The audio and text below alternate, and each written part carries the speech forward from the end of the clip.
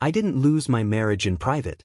I lost it under recessed lights, in front of a polished mahogany table, with 12 executives watching. My wife didn't cry. She didn't hesitate. She smiled. And then she said, "I don't need you anymore." Before I continue, please like and subscribe, but only if this story truly resonates with you. And tell me in the comments where are you watching from tonight and what time is it there. But she didn't say it in our kitchen. Not in a quiet hallway. She said it at the head of a long boardroom table, moments after being officially voted in as CEO. The applause for her promotion had barely faded when she decided to end our marriage and remove me from the company, in the same breath. The envelope slid across the glossy surface toward me. Divorce papers. My name printed neatly at the top. Ethan Marshall. Her name followed beneath it. Camille Whitmore Marshall. The timing wasn't emotional. It was strategic. 15 minutes earlier, her father, the outgoing CEO, had proudly introduced her as the new leader of Whitmore and Finch Holdings. She stood in a tailored navy suit, composed, confident, perfectly rehearsed. She thanked the board. She thanked her father. She thanked the executive team. She did not thank me. I wasn't surprised. For 15 years, I had been the structure behind the numbers she presented. Chief Operations Officer. Contract architect. The one who negotiated the supply chain agreements responsible for more than half the company's recurring revenue. She was the spotlight. I was the framework holding it up. When the general counsel began discussing next quarter projections, Camille raised her hand gently. "Before we continue," she said smoothly, "there's a personal matter to clarify." The room shifted. She looked directly at me, not with anger, not with sadness, but with cold resolution. "Ethan and I will be separating. Divorce papers have been filed. Effective immediately." A quiet gasp came from somewhere near the end of the table. Then she added, almost casually, "Given the potential conflict of interest, Ethan will be transitioning out of operations. We'll address restructuring after this meeting." It wasn't just a divorce. It was a removal. A message. She wasn't only ending a marriage. She was eliminating a perceived threat to her authority. All eyes turned to me. She expected resistance. Maybe even humiliation. Instead, I smiled. Because 5 years earlier, when I first noticed the way legacy protects bloodlines, not partners, I made a decision. And I prepared. For a brief second, the room felt airless. Not because my marriage had just ended, but because everyone in that boardroom understood what she was really doing. This wasn't emotional fallout. It was a power move. Camille kept her posture straight, her hands lightly folded on the table, like she had simply announced a quarterly adjustment. Around her, the board members exchanged glances. Some uncomfortable. Some impressed. One or two calculating what this meant for company control. She had just removed her husband and the chief operations officer in one sentence. Efficient. Public. I looked down at the envelope in front of me. My name printed in bold black ink. The legal firm's header crisp and deliberate. She had filed the same week she became CEO. She had chosen this exact meeting, her first official one, to make sure there was no doubt who was in charge. Not at home. Not here. I felt something tighten in my chest, not heartbreak. Recognition. She had been planning this. The public setting wasn't accidental. It was symbolic. A declaration that the Whitmore legacy stood alone now. That she wasn't propped up by her husband. That she didn't need operational support to lead. For a moment, the old instinct rose in me, the urge to defend myself. To remind the board that the Harlow Logistics contract was mine. That the 5-year medical supply agreement that stabilized our margins during the downturn was mine. That 62% of our annual recurring revenue traced back to negotiations I personally structured. But instead, I leaned back in my chair. "Understood," I said calmly. My voice surprised even me with its steadiness. "Congratulations, Camille." Her jaw tightened for a fraction of a second. She hadn't expected that. No anger. No pleading. No argument. Just composure. I slid the envelope into my leather portfolio and stood up slowly. "Is there anything further?" I asked. "No, Ethan," she replied. "That will be all." I nodded once to the board. Then I won't hold you up. As I walked toward the door, I could feel their eyes on my back. Some sympathetic, some wary. A few already reconsidering the balance of power they thought they understood. The door closed behind me with a soft click. 15 years inside that building. And just like that, I was being written out. But what no one in that room realized, not even Camille, was that I had never built my future around being irreplaceable. I built it around never being disposable. I didn't go straight to my office. Instead, I stopped by the floor-to-ceiling window at the end of the executive hallway. Downtown Nashville stretched out beneath the late afternoon sun, the river catching light in quiet streaks of gold. The city looked exactly the same. But my position in it had just shifted. My phone buzzed. "Renee, what just happened in there?" She texted. "Come to my office," I replied. When I finally stepped inside, everything felt strangely familiar and already distant.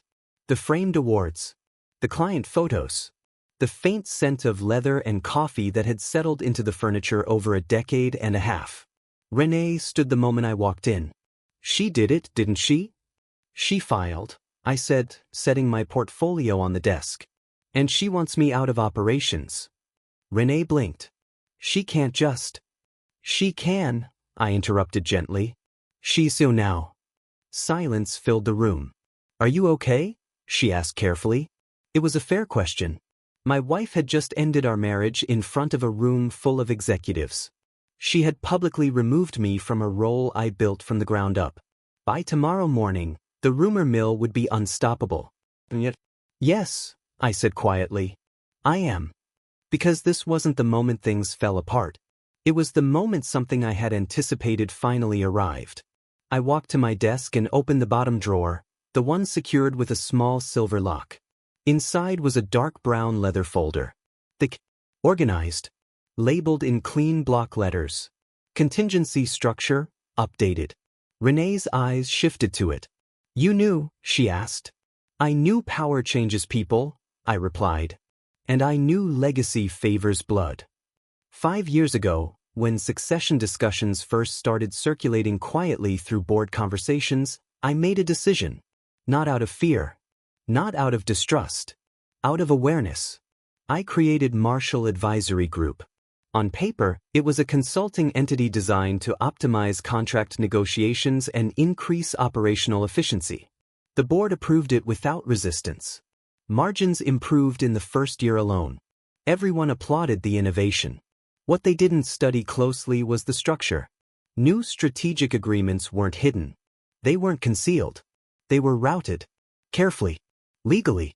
With full approval. Marshall Advisory would serve as primary strategic contractor. Whitmore and Finch would act as fulfillment partner. A subtle distinction. But not a small one. Over time, 14 of our largest accounts were structured that way. Not because I planned to leave. Because I planned not to be erased. Renee stared at me as the reality settled in. "She doesn't know, does she?" I closed the folder and slid it back into the drawer. "No," I said evenly. "She never read the headers." My phone buzzed again. This time it wasn't internal. It was Monica Hale, CEO of Hale Retail Group. Our largest client. I let it ring once before answering. "Monica." "Ethan," she said immediately, confusion clear in her voice. "I just received an email from Camille. She says she's now my primary point of contact. What's going on?" I walked back toward the window, watching traffic move steadily below. "There have been some executive changes," I replied evenly. "But your agreement remains intact." "With you?" she clarified. "Yes." There was a pause on her end. Papers shifting. Likely her legal team already reviewing language. "Our master services contract," she continued carefully, "is with Marshall Advisory Group. Not Whitmore and Finch directly." "That's correct. And Marshall Advisory is, too." "It is." Another pause. Longer this time. "Well," she said finally, "we signed because of you. If the structure hasn't changed, then neither has our position." When the call ended, I didn't feel vindicated. I felt confirmed. Renee exhaled slowly from across the room. "She's going to start getting calls," she said. She already is. As if on cue, my phone lit up again. Vince Calder Medical Supply. I answered on the first ring. Vince. I'll keep this short, he said bluntly. We were informed there's a transition in operations leadership. Our board wants clarity. Does this affect our strategic contract? No, I replied calmly. Your agreement is with Marshall Advisory. Whitmore and Finch fulfills under subcontract. That hasn't changed. And if you're no longer there? Marshall Advisory will continue to operate under its contractual rights. Silence. You're the reason we signed, Vince said finally. Your regulatory modeling was the difference. I appreciate that. If this turns unstable, we review. Fair. When that call ended, the office felt quieter, heavier. Camille believed this was about authority. But authority without infrastructure is fragile. My phone buzzed again. Her name. Camille. I let it ring once before answering. Hello. Why are our largest clients confused? She asked, her voice controlled but tight underneath. Have you reviewed the contract headers? I asked calmly. What are you talking about? The primary signatory entities. There was a pause long enough for me to imagine her standing in her newly renovated CO office, scrolling through digital copies for the first time. You moved them, she said. I structured them, I corrected. 5 years ago. With board approval. You can't just redirect revenue. I didn't redirect anything. I prepared. The silence that followed was heavier than the one in the boardroom. You think this makes you powerful? She asked. No, I replied. It makes me not disposable. Outside, the sun dipped lower, casting longer shadows across the skyline. She wanted control. Tomorrow morning, she was going to learn the difference between control and leverage. I arrived at the office before sunrise the next morning. Not out of nostalgia. Out of strategy. The building was nearly silent at 6:20 a.m. The lobby lights were dimmed, the security guard barely looking up as I passed. My access card still worked. For now. The elevator hummed as it carried me to the executive floor. The doors opened to a hallway that felt colder than usual. The air still carried a faint scent of fresh carpet cleaner, a quiet celebration of new leadership. Camille liked everything polished.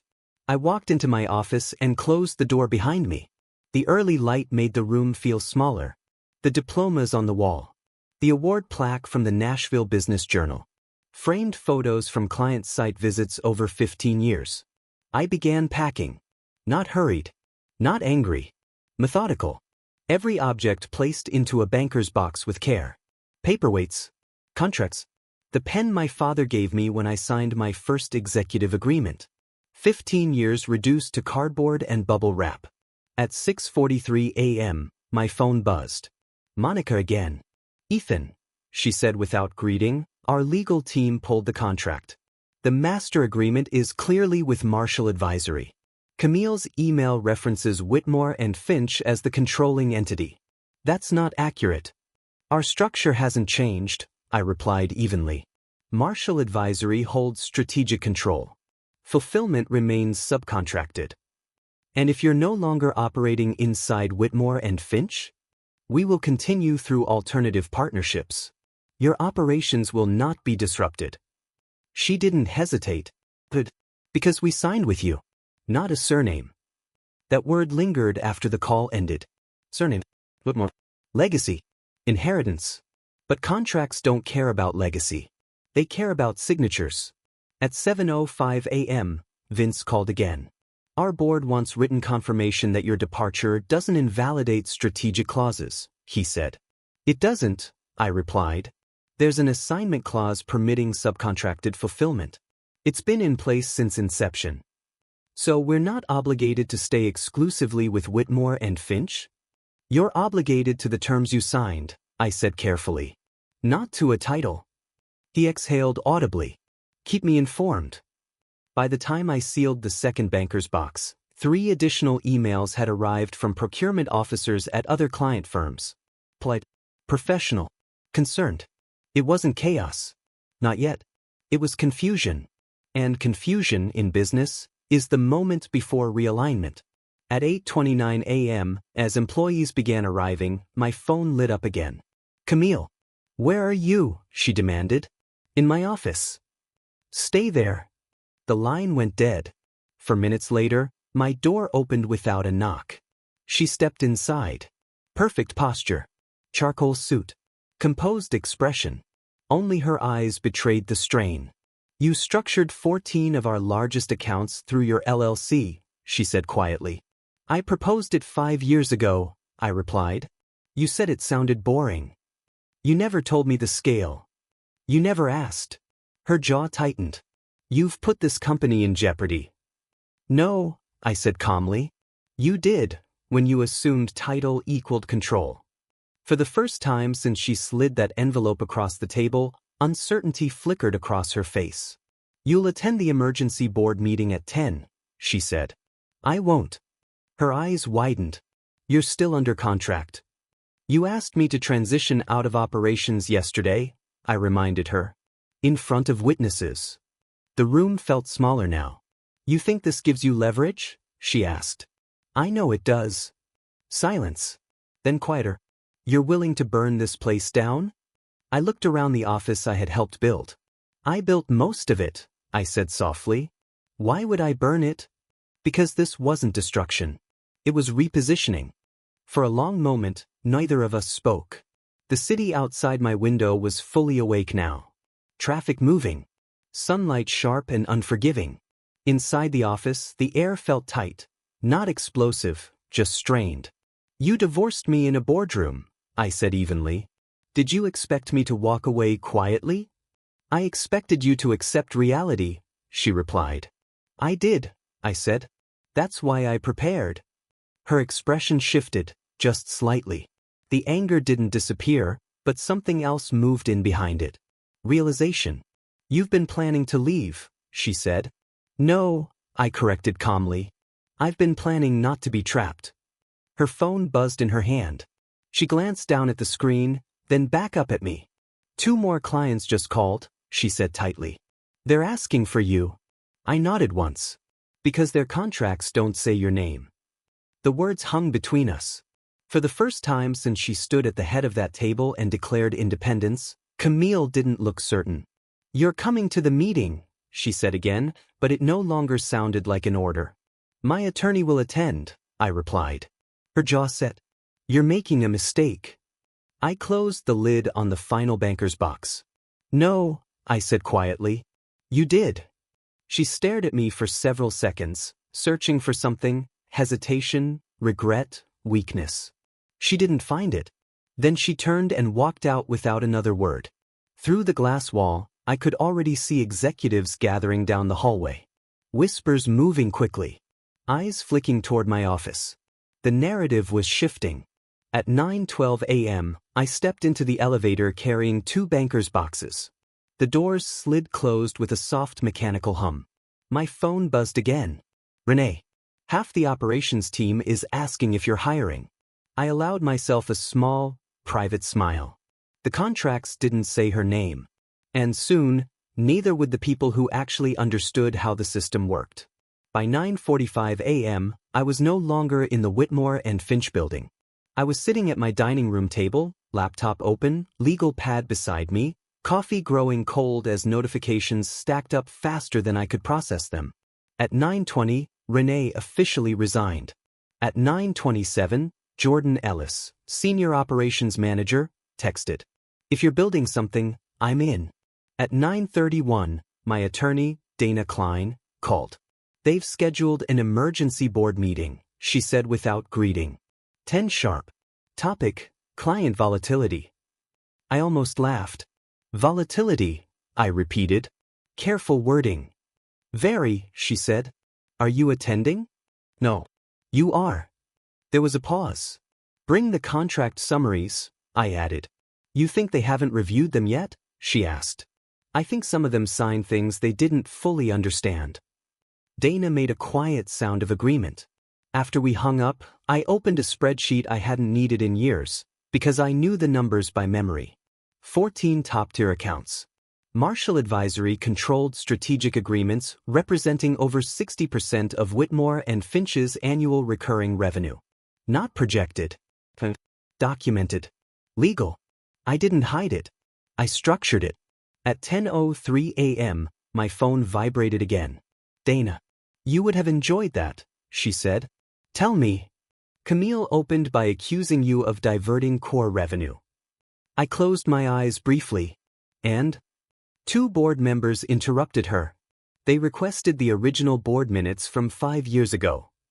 I could picture it, pages being passed around, expressions tightening as language was read aloud. Primary strategic contractor, Marshall Advisory Group. Fulfillment partner, Whitmore and Finch Holdings. Numbers don't argue. They simply exist. And now? I asked. Dana's tone shifted. They're concerned. About legality? No, she said. About leverage. I looked out at the skyline beyond my window. Control without revenue is symbolic. And the board was beginning to understand that. The real question wasn't whether I had power. It was what I planned to do with it. What exactly are they proposing? I asked. There was a rustle of papers on Dana's end before she answered. They authorized a formal retention offer, she said. Not to you personally. To Marshall Advisory. I leaned back in my chair. Define formal. 3-year strategic partnership. Guaranteed minimum revenue. Performance incentives.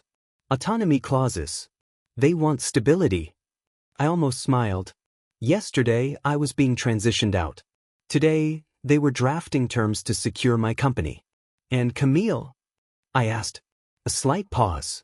She objected. I assumed she would. She argued that retaining Marshall Advisory in a dominant strategic role undermines her authority as CEO. I stared at the spreadsheet still open on my screen. Percentages, revenue columns, client commitments. And what did the board say? Dana didn't hesitate. They said authority without revenue is symbolic. That sentence settled in the room like gravity. Authority without revenue is symbolic. Is there any talk of litigation? I asked. None. Your structure is clean. Board approved. Legally sound. If they pursued action, they'd lose. But the last thing I wanted was destruction. This wasn't about burning the company down. It was about refusing to be erased from it. We ended the call, and for a long moment I just sat there, absorbing the shift. At 10:48 a.m., Jordan called. It's tense here, he said quietly. CFO's locked in with HR. They just restricted access to certain internal drives. Are you still employed? I asked. For now. Then don't resign, I said. Wait. Wait for what? Clarity. He lowered his voice. They're scared. They should be, I replied evenly. Change is uncomfortable. By noon, 5 more employees had messaged privately. Analysts. Procurement coordinators. Operations supervisors. Not dramatic resignations. Careful inquiries.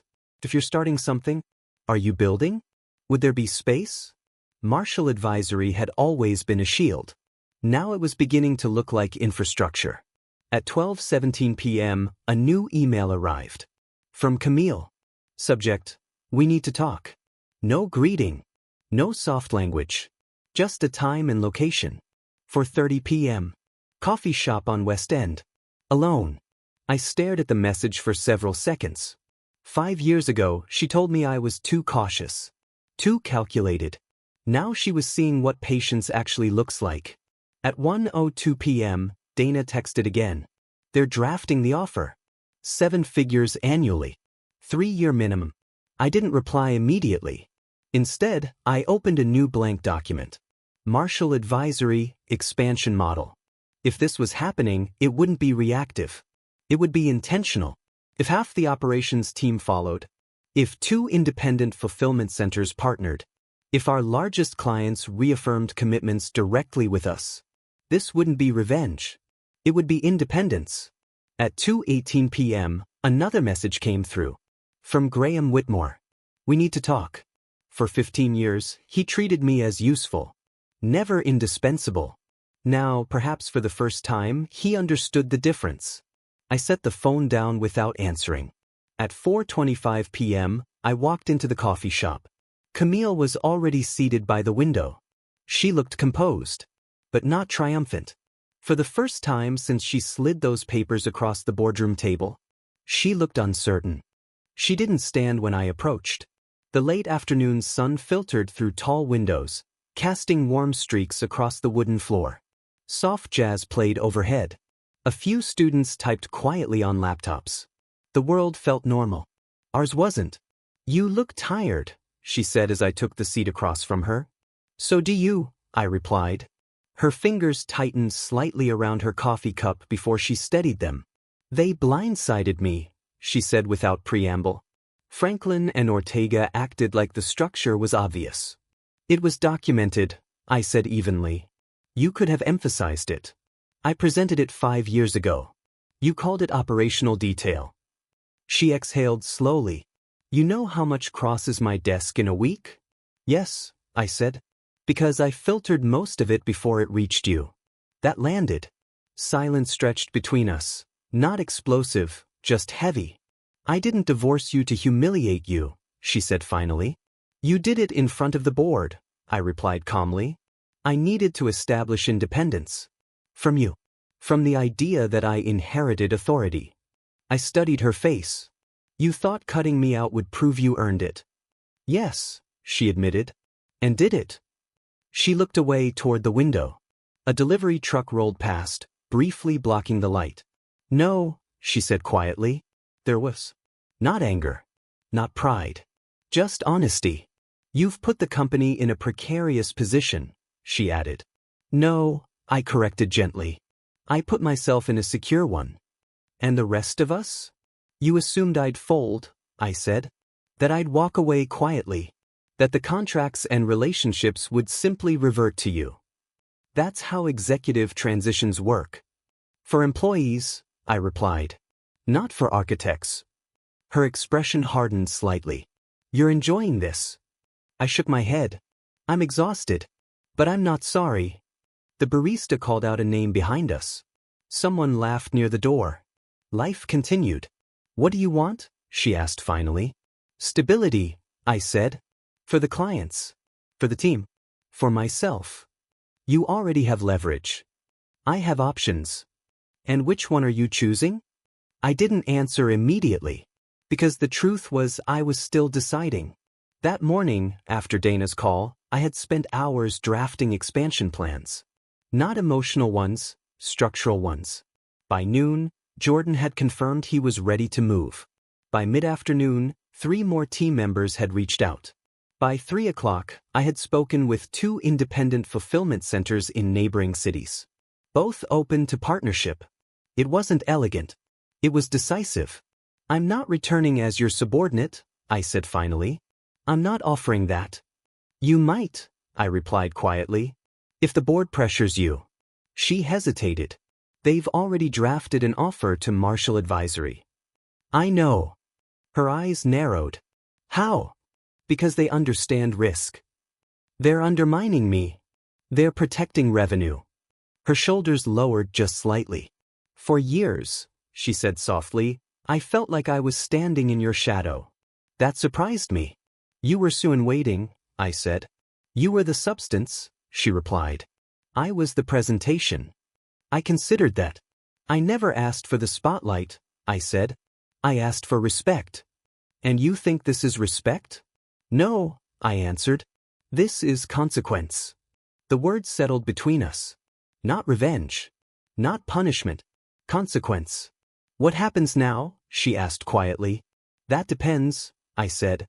"On what?" "On whether you want partnership or control." She held my gaze for several seconds, weighing the words. "I won't be seen as weak," she said finally. "And you won't be seen as reckless either," I replied.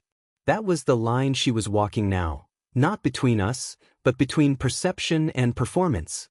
"If I recommend a formal partnership," she said slowly, "with Marshall Advisory as primary strategic contractor, then you demonstrate leadership," I finished. "Not insecurity." Her jaw tightened slightly. She understood the distinction. "And our marriage?" she asked. That's separate. Is it? Yes. For the first time since this began, something unguarded crossed her face. You'd really walk away, she said quietly. You already did, I replied. The truth settled between us without drama. At 5:12 p.m., my phone buzzed again. Jordan. HR just offered retention bonuses. They're trying to lock people in. I typed back, don't sign anything. Camille noticed the movement of my hands. They're calling you, she said.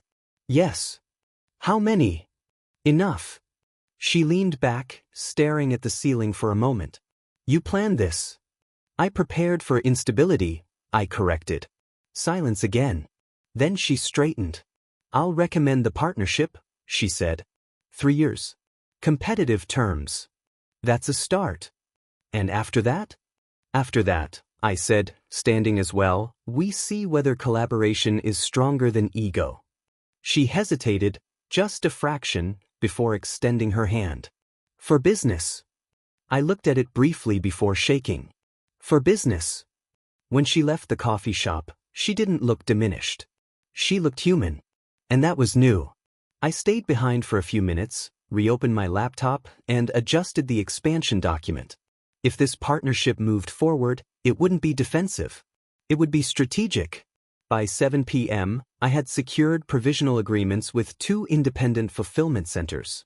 By 8:15, draft employment offers were ready for 8 team members. By 9 o'clock, 6 major clients had verbally confirmed continuity through Marshall Advisory. This wasn't retaliation. It was infrastructure. 3 weeks later, Marshall Advisory no longer resembled a contingency plan. It was an operating company. We secured temporary office space near the Gulch, exposed brick, folding tables, whiteboards filled with timelines and vendor flowcharts. It smelled like coffee and ambition. Jordan ran operations with precision. Renee handled client coordination with calm efficiency. 3 analysts from my former team joined within the first week. We weren't improvising anymore. We were structuring. The first time a shipment rerouted through our Chattanooga partner without delay, I felt something shift. Not revenge. Momentum. On day 21, Dana called again. They accepted your counter, she said. Clarify. 3-year strategic partnership between Whitmore and Finch and Marshall Advisory. Guaranteed minimum revenue. Performance escalators. Full autonomy clauses. And the equity component? 5% advisory stake. Non-voting but profit participating. I exhaled slowly. Not control, but voice. And Camille? She resisted, Dana said plainly.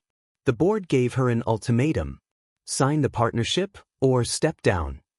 I stared out the warehouse window at the late afternoon skyline. What did she choose? She signed. There was no triumph in that moment. Only gravity.